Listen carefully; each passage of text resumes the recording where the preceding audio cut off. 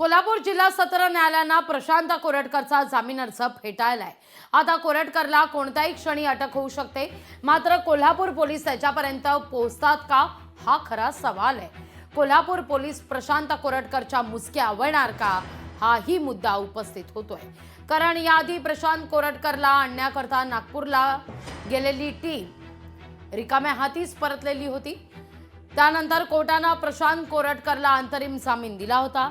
इतिहास अभ्यासक इंद्रजीत सावंत धमकी प्रकरण आणि या प्रकरणी आता प्रशांत कोरटकरवर अटकेची टांगती तलवार आहे।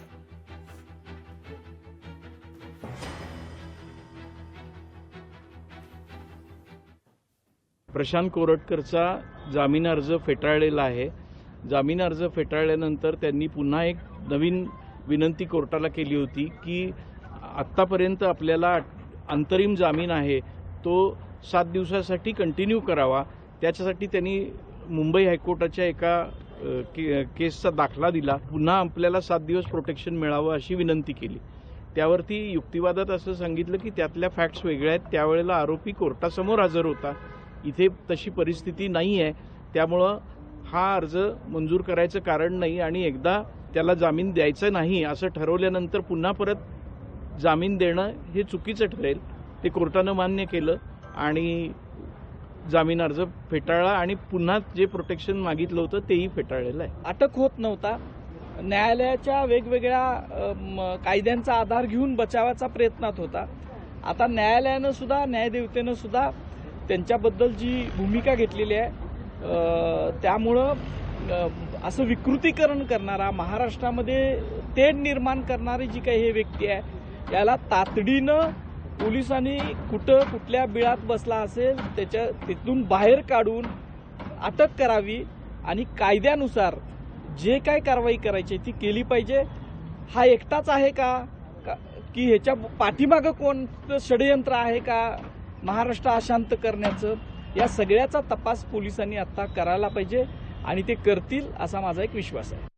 या सगळ्याविषयी अधिक माहिती घेऊया, आपले प्रतिनिधी सतेज औंधकर आपल्या सोबत जोडले गेलेले आहेत। सतेज, जो मुद्दा उपस्थित केला जातोय, अटक कुठल्याही क्षणी होऊ शकते प्रशांत कोरटकरला, पण कोल्हापूर पोलीस त्याच्यापर्यंत पोहोचणार का हा सवाल अद्यापही अनुत्तरित आहे।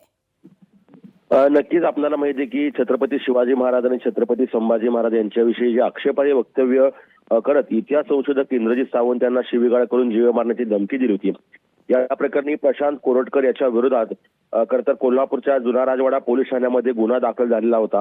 विविध कलमांमध्ये गुन्हा दाखल झालेला होता आणि त्याचा जो अटकपूर्व जामीन आहे ते दुसरे जिल्हा व सत्र न्यायाधीश DV कश्यप यांनी फेटाळलेला आहे। त्यामुळे आता प्रशांत कोरटकरला कोणत्याही क्षणी अटक होऊ शकते। विशेष म्हणजे त्याला 7 दिवसाची मुदतवाढ मिळावी अटकपूर्व जामिनासाठी, तो अर्ज देखील जो केलेला होता वकिलांनी तो देखील फेटाळलाय। त्यामुळे आता प्रशांत कोरटकरला अटक होणार हे निश्चित आहे। मात्र यात एक दुसरी बाजू पण पुढे आलेली आहे की वकिलांची जी चर्चा सुरू होती त्यामध्ये प्रशांत कोरटकर या जो कोल्हापूर जिल्हा सत्र न्यायालयाने जो निर्णय दिलेला आहे त्याच्या विरोधात ते मुंबई उच्च न्यायालयात देखील जाऊ शकतात अशी देखील एक शक्यता वर्तवण्यात येते। त्यामुळं जर अटकेची टांगती तलवार तर प्रशांत कोरटकरवरती आहेच, मात्र कोल्हापूर पोलीस देखील आता त्याचा तांत्रिक तपास करून प्रशांत कोरटकरचं लोकेशन सध्या काय आहे, प्रशांत कोरटकर कुणाशी संपर्कात आहे याचा जो तपास आहे तो करताना आपल्याला दिसून येत आहेत। त्याची जे सायबर सेलची मदत देखील घेण्यात आलेली आहे आणि जुना राजवाडा पोलीस सध्या प्रशांत कोरटकरच्या मागावरती असल्याचं पाहायला मिळतंय। लागवी अगदी सतेज, धन्यवाद तुम्ही दिलेल्या सविस्तर माहिती करता।